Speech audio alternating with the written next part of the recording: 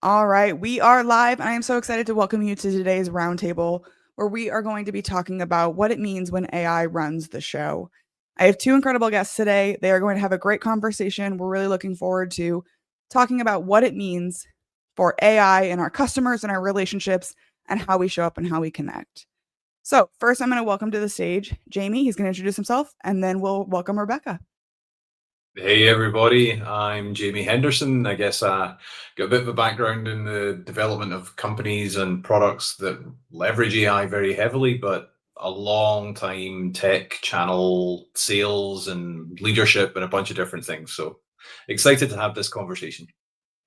And this is Rebecca. Hi, excited to be here. My name is Rebecca Link, and I work in the government contracting space where we are at the forefront and kind of the epicenter of AI adoption and implementation. And I personally am an AI explorer myself. We don't say expert, right? So excited to be here and talk about all things AI. So, we're going to get right into it. I want to hear from you. What do you think is the biggest blind spot people have when it comes to doing this thing we're all being challenged to do, which is bring AI into every part of our business? Rebecca, you want to go first on that one? I think that I feel like there's a few, right? I think we'll probably end up talking more about it, but it really all starts with the data and being government adjacent and working with government agencies and learning about where they are on their data journey. We've come to find that, when you think about the government, the massive amounts of data that flows through, whether it's with benefits or taxes or just health stuff, kind of all the different arms, the data is still being discovered, right? They're still identifying data sources of where these things, all of this information is coming from. And sometimes it's siloed and dispersed. And so that alone tells us that some of these big, fancy, shiny tools and things that are being marketed are almost, premature or no, people are not in a position to really adopt them in meaningful ways and get that ROI. Everybody wants the shiny new thing. But I think that there's a lot of work that we have to do to be able to get to a place where we can really move to true adoption and implementation of these tools. Yeah, I think that's massive. I think the data story. One of the things that I do is I sit on the board of an organization, the Victoria Data Society. Shout out VDS, and it's an ongoing conversation. We're kind of geared towards the idea that data is really the fundamental piece of the puzzle.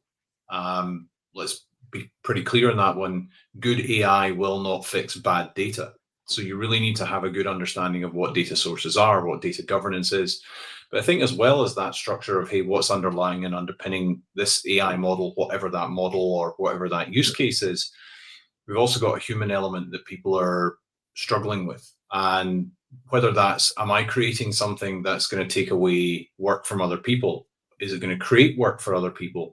So our concepts of what we're doing as human beings in a world where we may impact or we consistently impact other human beings is another aspect of the discussion that I think people sometimes either want to avoid or don't think about, or it just kind of bypasses them. Yeah, that's a really good point. I think I do a lot of speaking and teaching and training about AI and how to bring it into your organization effectively. And I think you touch on something really neat to that everyone should be thinking about too. In addition to the data, are the user personas, right? Who's going to be using these tools, and those people range on whether they like it or not. I mean, just an adaptability mindset on their skills. Some people pick it up fast. Some people need a lot more training. So kind of thinking from like a customer success standpoint of bringing a tool into an organization is that you really have to have a very robust and thorough, just analyzing those user personas and an approach to supporting them in that transition and really leveraging the amazing capabilities that these things can bring. The other thing that comes to mind too is just forward thinking is like the security pieces, right? A lot of when we rush to bring in new tools and tech and maybe we're skipping conversations or steps, or we're not training people or whatever, there is a huge component and risk that comes with that too, that I'm frankly fearful in some instances, especially when we're thinking about the federal government here in the United States, is that are we going to be looking at some serious breaches and security issues when we have been too hasty, or when we're bringing in a tool that's not going to scale in the right ways, or that, you know, you didn't look at hard enough under the hood of what that tool has that might make you vulnerable. Yeah. And it makes me think about the idea that it's not just about the design of the tool and the human impact and the security impact. It just shows that there's this layer of, I guess, awareness or literacy around AI and what it means that we all have to get a lot more comfortable with. And I think, you know, we as people who are involved in that industry on varying levels, we've kind of built an understanding for ourselves and a comfort level on different things. But the conversations I have, either through people who come to Victoria Data Society events or people just through work that I meet for various different reasons, I always get reminded that where I might be, you know, 5 steps further along on a journey of a bazillion steps, they're maybe 3 or 4 steps behind. And the confusion that they're feeling, and for a lot of people, the fear about even asking, well, can I use AI for this? Should I use AI for this? And these are the questions that I think have to surface. So I think there's a broad sort of set of knowledge that needs to come to the fore across the population. And I wonder if that's something that, whether it's a government push that makes it happen or an industry push, it's unclear where that comes from, but that education will lead to a bit more of an awareness of things like, what's the data structure underpinning? What's the security story you have to be conscious of? And that's on every level. It's on personal use, it's on corporate use, it's on government use, it's everywhere. So yeah, there's a lot of education and awareness and literacy programs that I think need to be developed and built. So yeah. Let me ask you guys maybe a hypothetical question, because one of the things that I hear on the podcast is I'm being pressured to integrate AI into all parts of my business, from the shareholders, from the market, from all of these things. Do you think that AI belongs in all aspects of our business in some aspect? Or is there a real decision and to your point, knowledge and understanding of how AI works and how it doesn't work, that you have to go in and actively decide, okay, yes, it fits. We can find a place for it anywhere. Or should we even do that? Yeah. Arguably, the quick answer, and this might sound at first, like a hot take, right? Like, yes, you should be exploring how to integrate AI into every facet of your business. Does that mean that there is a home and a place for it in every facet of your business? Maybe not. AI is not always the right answer. However, it should be explored. And I think that the companies and the people as individual users that don't explore how to integrate this new tool that's not going away, right? It's only getting bigger. It's only becoming more pervasive. And you're either going to get on the train and be on the train and learn how to leverage it in the appropriate places and times, or you're probably going to get left behind. And I think that's where the job insecurity comes from individuals and, businesses that, like ours, that the company I work for called One Globe, we've really leaned into that. And we're like, we have an innovation lab now where we build prototypes for government customers that meet their specific needs, because we're like, this is the direction forward. yeah. Right. So lean in, or, you're kind of stagnant and stuck, but it's not always the right answer. Right. We don't try to AI everything. But it should be explored as much as possible, I think, where it makes sense. Yeah, and I think there's also this sense of what is AI? Like, I mean, the words artificial intelligence, but when you think more about, well, who's using it for what? So we've got definitely the front end LLM. We're familiar with the Chat GPTs, the Geminis, the Claudes, the DeepSeeks, the Groks. I think I've got them all in there. I'm not sure, but that's the front end piece that as consumers we tend to look at. And you're using it for various different things. Some people are more familiar with the idea of custom models and building out essentially mini kind of agentic things for their own use, building exercise programs or meal planning, lots of different things. Yeah. But then we've also got on a deeper level the idea of what we're doing with data and leveraging artificial intelligence to analyze data. So, for example, large scale studies and bringing in the data from what's inside the studies and looking for patterns. So we talk about the idea of AI solving medical challenges that we have. So right now, for example, we'll take knowledge that people are acquiring by reading these studies.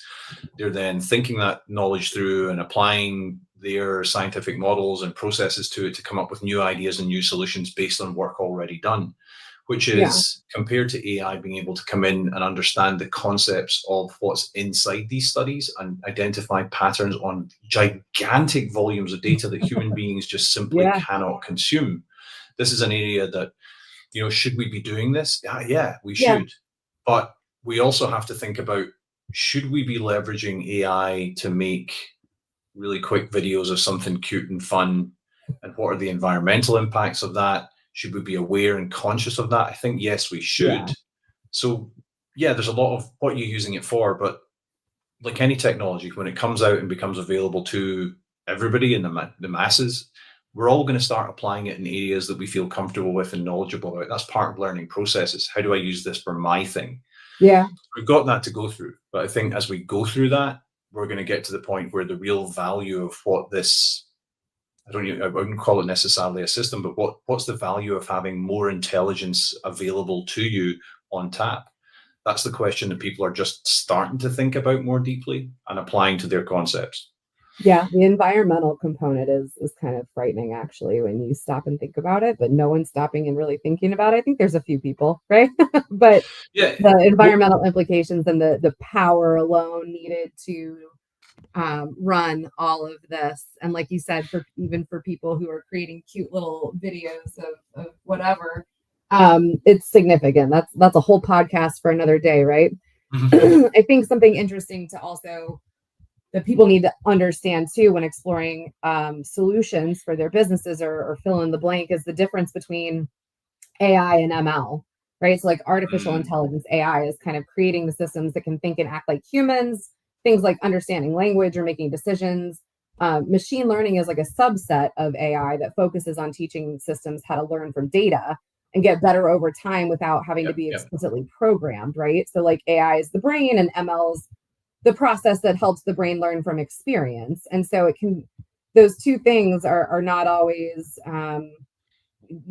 maybe it's one, maybe it's the other, maybe it's both. And then, kind of get into all of the different facets of it, right? With chatbots and large language models and stuff like that. But I like that you tried to rattle off all the different AI platforms. And it's kind of funny to watch that start to take shape too, because I always jokingly say that it's like the difference between whether you're a Coke or a Pepsi drinker, right? I'm a ChatGPT girl. All of the training and the things that I offer, to help coach and teach people are based around ChatGPT. I'm fortunate I'm speaking at an AI conference coming up in November, and the title of my session is called "Do You Even AI, Bro?" And it's literally all about teaching people how to leverage ChatGPT for their businesses. We at OneGlobe have a business account where people in our company, it's like a team, like ChatGPT for Teams. And we've built custom GPTs, all like the smartest person at our company knows all about our past experience, our customers, our capabilities, obviously that data that we use to kind of fine tune that needs to be updated and refreshed all the time, especially as we grow as a company and our capabilities change. But it's a wonderful tool that is now in our toolbox. I also have a GPT to help me create LinkedIn posts on behalf of our company for marketing purposes. I also have a GPT that knows all about me. I have a personal GPT. So if I'm speaking on a podcast and Alyssa's like, Rebecca, I need a bio about you, I'm able to input the title of the podcast, what the kind of genre and feel and vibe is of it, and be like, generate me this. And so I think that those capabilities are really fun to explore, but it's really all about figuring out what the needs are. Yeah.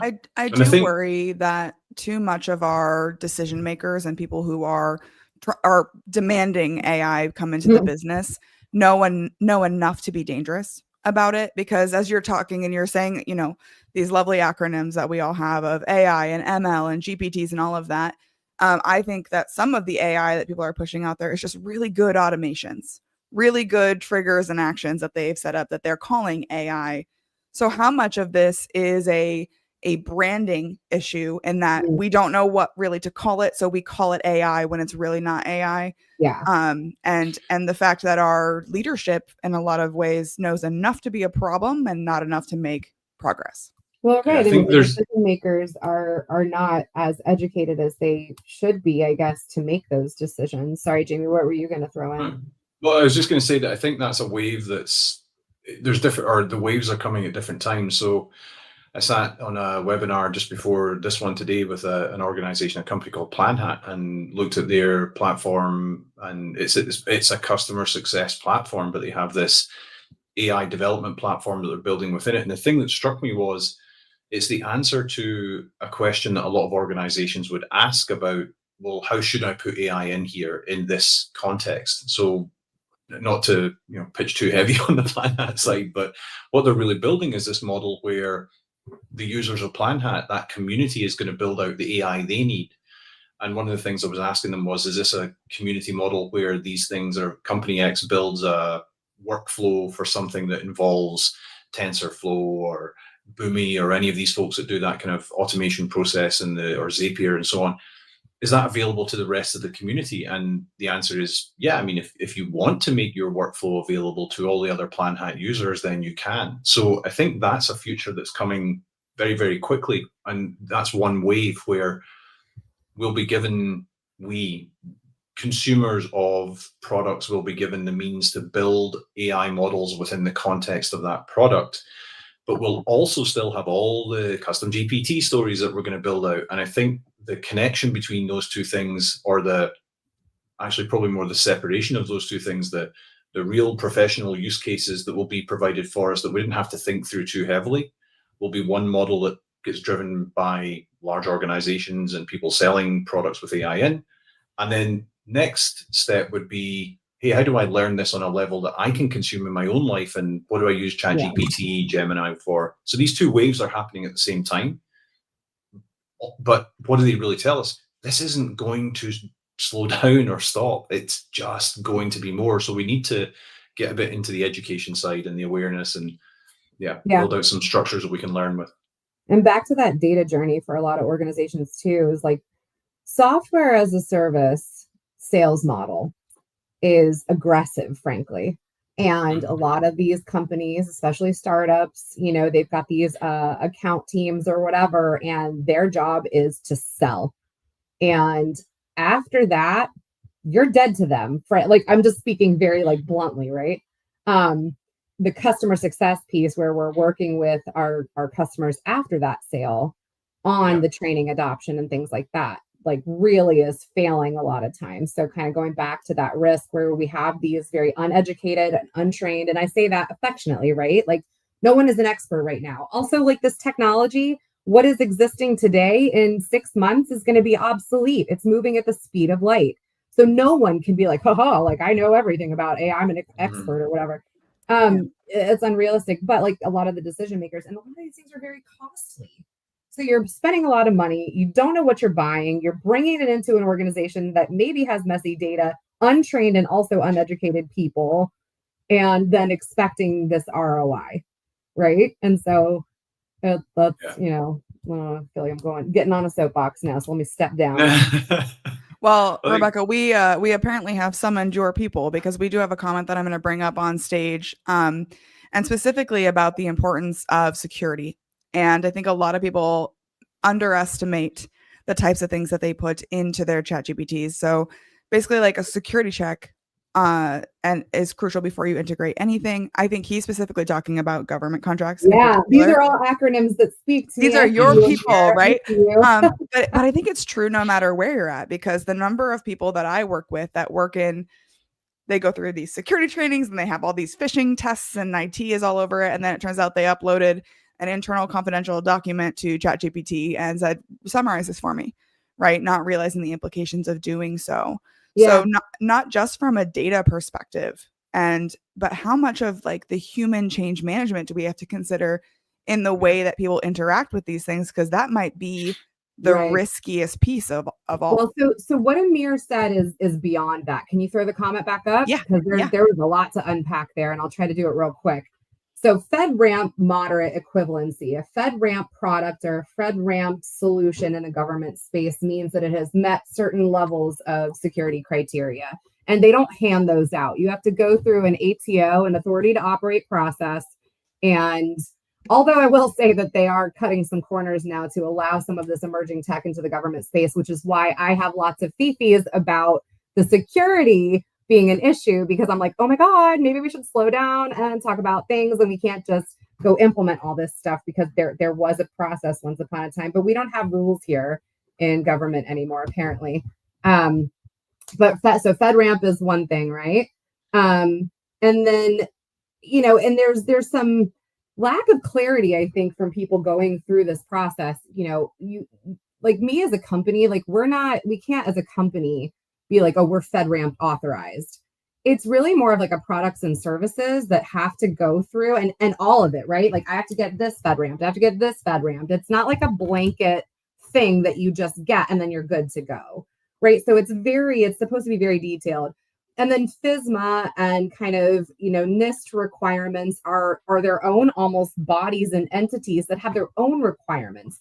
So there are these guardrails that are in place, but it seems like they're not being followed as much. So Amir is obviously very educated about a lot of this. And the body of evidence, that's a really interesting thing to kind of bring up, right? Because what that is asking for is it's asking for prove it, right? You can go through these processes and say, oh yes, we've looked at this and we meet this. It's almost sometimes a check the box activity, but have like those artifacts and to actually prove it and to show and like have those kind of pen testing and security testing where you have somebody go and literally try to like break it. That's important. CMMC is a whole new thing that's a DoD initiative now, where there are new requirements that actually are going into effect at the beginning of November that you have to meet to be able to do business with the Department of Defense. So that's a good thing, actually.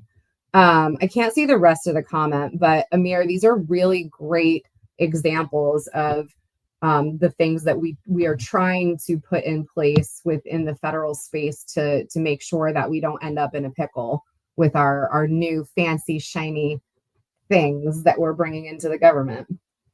And I think there's some that you can learn from this for general business in the private sector too, right? Like the body of evidence, a lot of the companies that are trying to sell me their AI solution don't have any proof that what they promise actually delivers. Right. They don't have that body of evidence. They're like, ooh, we can write you a paper. We can, locate something within your network or data, but we'll do all your business for you. So you can just go to the beach right now. If that promise comes true, I'm sold. If anyone has that, do my laundry. Can we please? Yes. Oh my God. Can I just have that? That would be. Yeah. I just use my 10-year-old right now to fold the laundry, and he would prefer You're an kind AI of like do robots anyway, right? Yeah. Yeah. Exactly.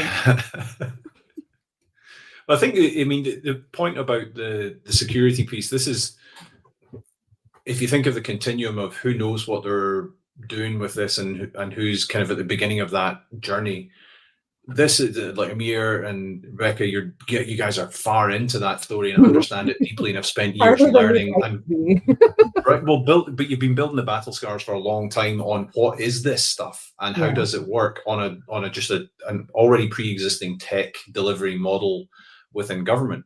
So we're applying that same model into AI, and it's the concepts. There's plenty of people who understand what the needs are from a security perspective for government. Canada has similar regulations and stories, and we deal with it in BC, where government stuff can't leave the province in some cases, can't be in the States, can't be in Europe, can't be wherever.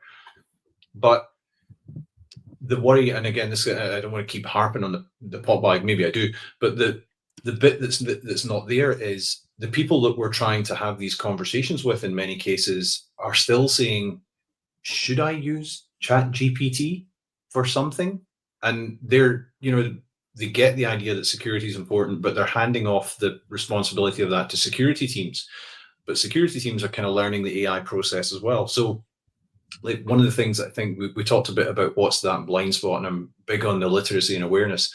There's an organization I follow, their Webcast Marketing AI Institute. But a guy called Paul Reitzer, who started that off, he's also got another company, SmarterX, that builds a bunch of coursework and AI mastery courses. But I would recommend people listen to his podcast, as it consumes a lot from the leaders of the AI world, the Sam Altmans, the Demis Hassabis's, the everybody else, and all their Twitter feeds, but gives a presentation of that with, hey, how do you even think about this stuff? And I think that's a construct that people struggle with. We want to apply it to our personal lives. I need to apply it to my professional life. I need to apply it to the societal scale. What does it mean for environment? What are the constructs within my world that I want to think about this in? And how do I think through that?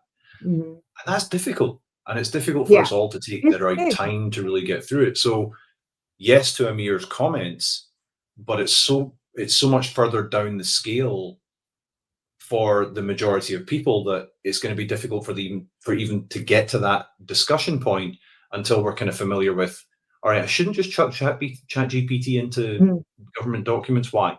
Oh, okay, because, and then we start building the discussion from there. Yeah. And I mean, all roads lead back to data, and to always ask yourself, is what I'm about to do from a data and maybe AI use case activity, is what I'm about to do ethical? And what are the implications of the activity that I'm about to perform using this? And common people, like you said, the people that are going making like fun little videos or whatever, we've seen really egregious cases, especially lately, of horribly manipulated videos and stuff that are supposed to be fun or whatever. And like, if you stop and think and you ask yourself, is what I'm about to use this tool and technology for ethical? Is it serving what purpose is it serving, and what data and information am I about to share? Does it belong here? Are there risks or implications for what I'm about to perform? And like, again, I this is the lens I bring, but like the federal government, when we talk about, veterans and their benefits, and we talk about the IRS and Americans, money and taxable information, healthcare, right? CDC and like HHS and like all of the American public's health data. Who has access to that? And if you're putting something out there, or you're using some tool or tech, what are the implications of what you're about to do if it's not verified, like what Amir said, all of the fancy acronyms, right? If it hasn't been, blessed by the security protocols necessary, you are putting yourself and data and maybe other people in harm's way. Yeah. No, I'm glad you mentioned ethics. Is that such a foreign word now? I mean, I feel like people have just abandoned anything about morals and ethics, especially like, I mean, this is such a great opportunity. Sort of like keyboard warriors. Remember, like when the internet, like, and everybody got real, like, felt real comfortable just saying wild shit on the internet to each other. It's kind of the same thing, where there's this blatant disregard for the technology. I think the conversation that we end up having with people, and the idea of what you do and what do you want to implement AI for, and the ethical conversation, sadly doesn't come up all that frequently. But then again, most use cases aren't, in some sort of ethical gray area. But then when you pose the question, what are the impacts of this down the line? Let's think about that. And are you comfortable with this? Like, I had somebody call me out on my LinkedIn profile at one point. I was an AI ethics guidance or something. I can't remember what I'd said about it, but my perspective on it is that ethics are a human context. So we have to be humans. We talk about human in the loop, or why do we have humans doing this with AI and all this kind of context? But really, the idea of ethics are about, how are you taking care of your fellow man, right? That's the fundamental question that you got to be asking on this one. And it may be either legitimate for you to say, no, this isn't a path that we're going to take, and there will be impacts that aren't going to be popular or good or healthy for some portion of communities somewhere. That's the ethical question. It's not is AI ethical? It's a tool. It's a tool that you're deploying in a way that you've never been able to deploy a tool before.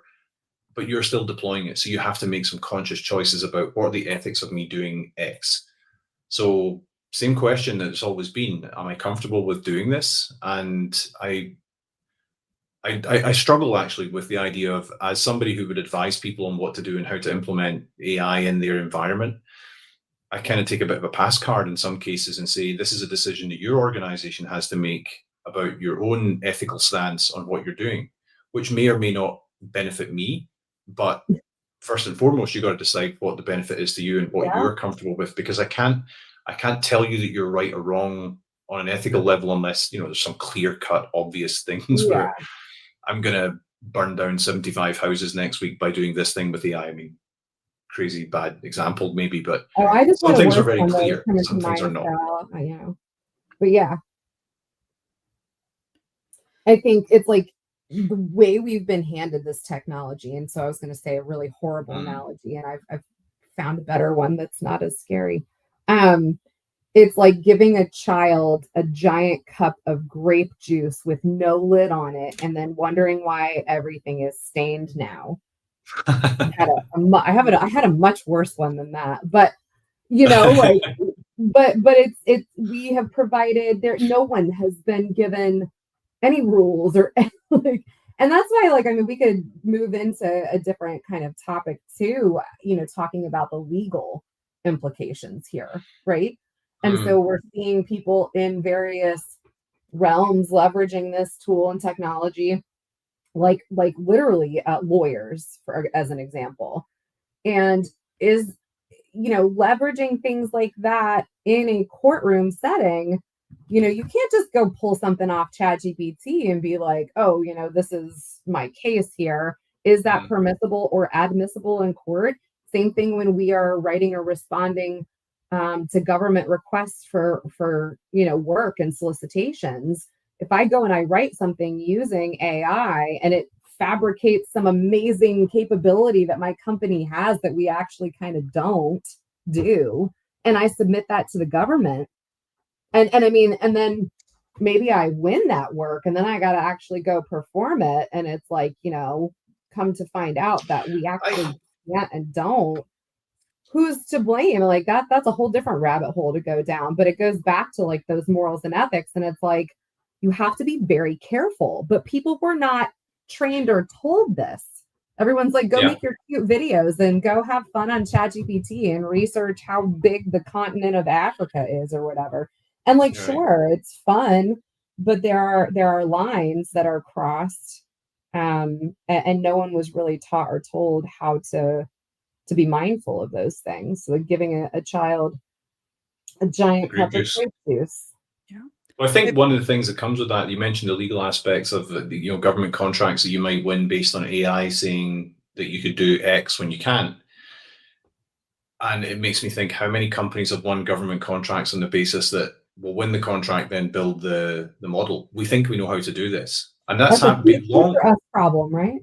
Right. Well, it's a human issue. We have always kind of faked it till we made it Yeah. in cases where perhaps we shouldn't, and in some cases it worked out just fine, and everybody was like, "Whew, well, we made it and we got Yeah. paid, and everybody's okay." And in other cases, it went really bad, and contracts were all messed up, and people got really angry, and fines were issued, and so on and so forth. But life and humanity did not suddenly stop. I think that I'd caution everybody who's watching and thinking about this stuff to not then dump that on AI because AI now exists. Well, you know, AI ethics was challenging. No, it's not. Ethics is challenging, but it's not because of AI. Ethics is challenging because ethics is challenging. And the attraction of doing something that you might not quite be sure is okay because there's a big payoff.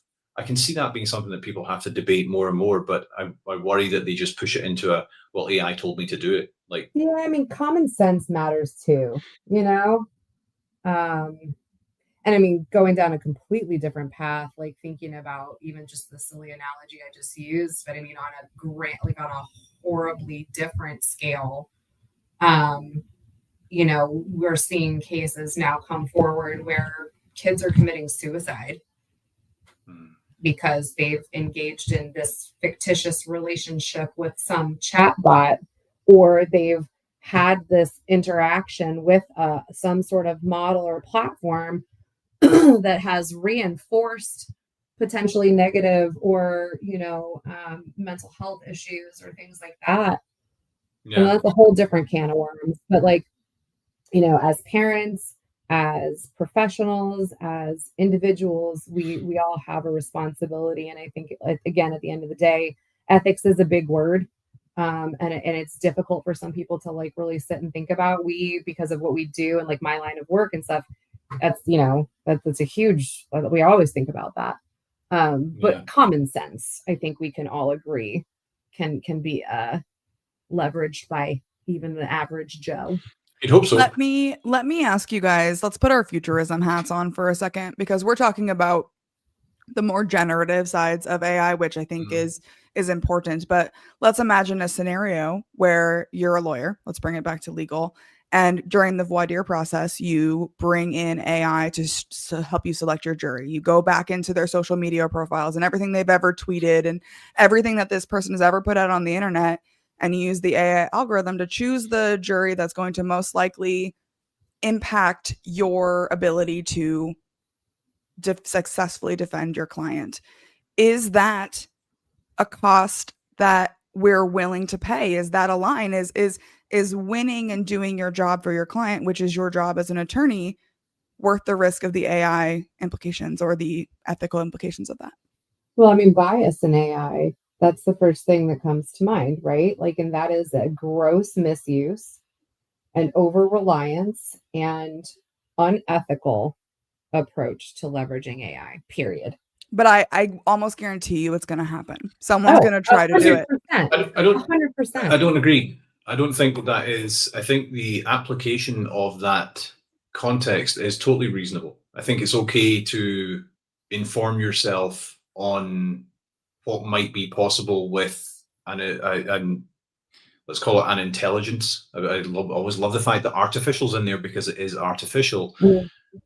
But it's a system that lets you go and say, should I let me work through this? Like Ethan Mollick's another guy that I follow a lot of his stuff and tons of things that he produces, but a lot of things that he'll talk about are studies that point out people who just push the thing off to AI on its own, in terms of results, humans on their own, okay, in terms of results, humans and AI together, significantly better. So in the jury selection example, should I use that? Yes. I can't consume all the data to get the information. What might I learn? But I also have to be conscious. I also have to be aware. I need to bring in people who can help me design systems and say, how do I counter what might be bias in this?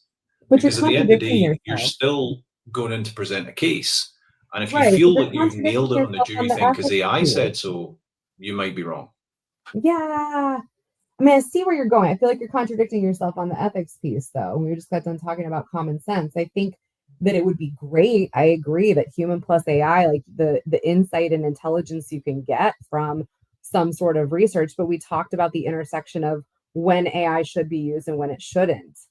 And AI has a horrible biases, right? And I don't think that we've actually fixed a lot of that yet. So going and performing what Alyssa just said rubs me the wrong way. And if I were to sit and ask myself, should I be doing this? My heart of hearts would probably say I would feel a little icky, right? And if it does, my mom always told me growing up, if it feels icky, it probably is. Well, let's maybe take a less like life and death situation, right? As like the legal situation. So if I take that exact same example, I have a committee of 5 people who are going to decide to buy my product or not. I'm in sales. And I can use AI to say, I'm going to lead with this part of our product because our AI analysis of the buying committee tells me that these are the things that are going to solve their problems, right? Yeah. So we're not talking like life and death, but Yeah. it is the exact same application of the technology of influencing people to make a decision in my favor. That's a quick yes for me, right? It was a quick no, and now there's a quick yes because of the ethics and the moral like piece of it for me. And that's where I'd be more inclined to look at it and say the application of AI in both cases is the same. Yes. The ethical choices that you make as somebody implementing it are yours. So is it wrong to use AI in either case? I don't think so. I think that you then have to make a decision about, should I take this information, this story that I've been given by this system that's been designed to give me a story and believe it.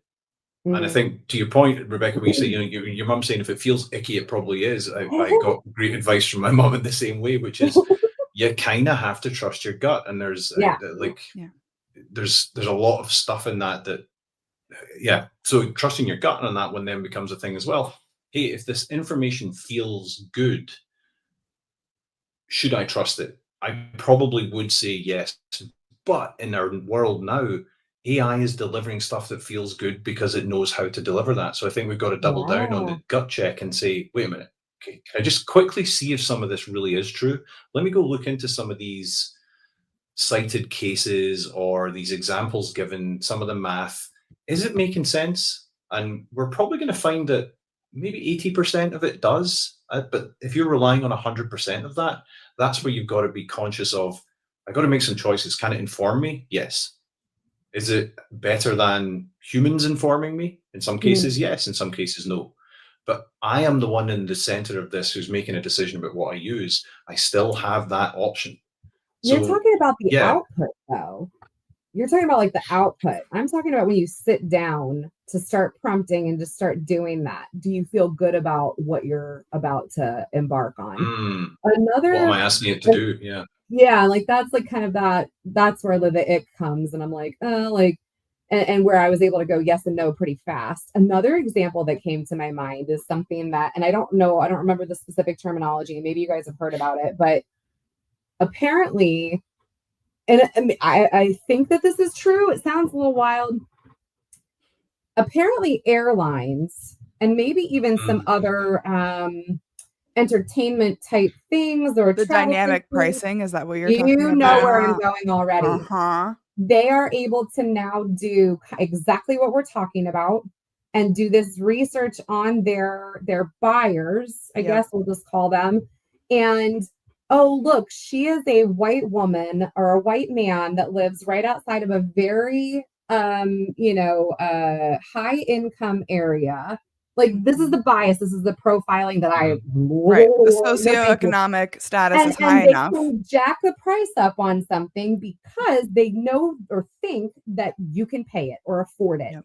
And like, do you guys, so you heard about this? Yeah, Okay. and it's actually Yeah. Delta has actually been piloting this concept. Yes. And the idea that it's no longer about what it costs or what the price is, it's about your willingness to pay and what you're willing to pay for it. And if I'm willing to pay for a $400 flight to Vegas because I gotta go, and they can charge me that, and they know that. Yeah. So And they have enough of our data. They have enough of our data. They know. Jamie. Yeah, this will give me like this. It's the same thing.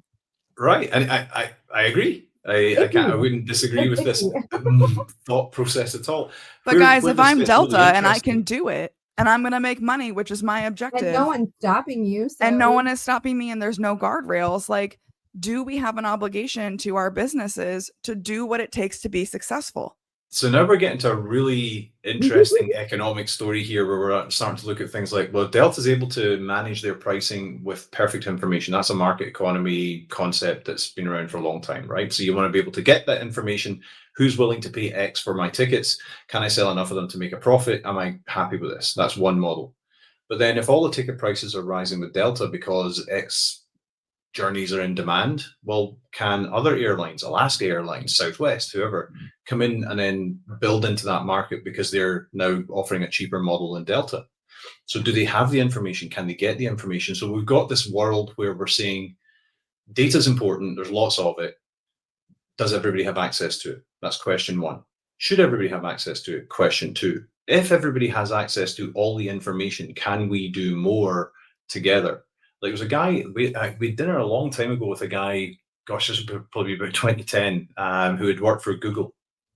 And he asked the question at the table we're at, and he said, if I could know everything you know, and you know everything I know, and we all know everything each other, not like know it like I have to think about it, just like this sweater is green, everybody knows this sweater is green. That's it. That instantly know this about everything in your life, and you have this, but what happens?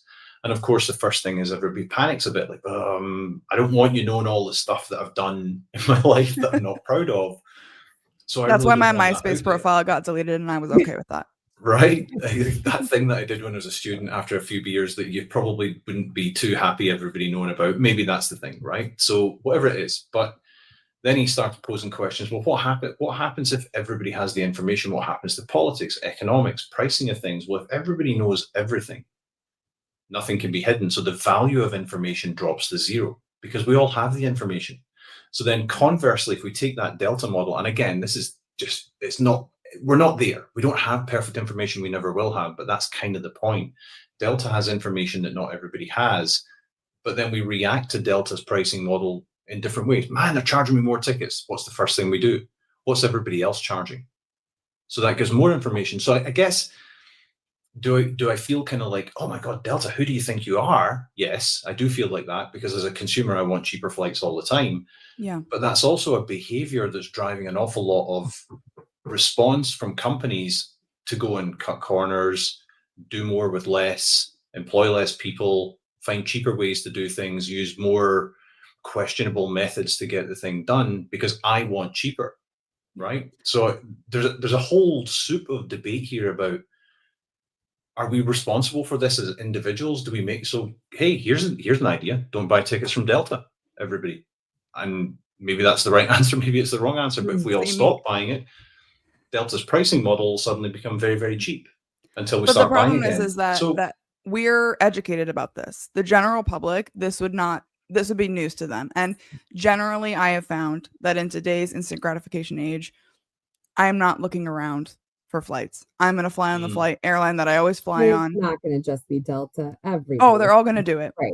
So. And then my competitive ask is like, okay, how can I change my behavior on the internet so they think I'm a cheapskate and will only pay for cheap flights? Like, how can I play the game? Right. But I think we're going to see this over and over again. Someone was talking about, what if you order groceries online? You never go in a store, which I never do. Everything comes to me via Instacart. How would I know if the eggs are $2 cheaper in the store? They aren't, because they're more expensive on the Instacart app. And what if Instacart started changing my grocery prices because it said, okay, she's going to order groceries once a week because she has a family of 4, because they eat a ton, and she has a 10-year-old boy who eats the entire fridge in one sitting. So we're going to charge her more because she doesn't have a choice. Her fridge is now empty. Well, you're already being upcharged for convenience. So I mean, and to your point, we've already accepted that because I'm willing to do it because it is worth it to me. And you're like, okay, to not go into the store. Yeah. Right.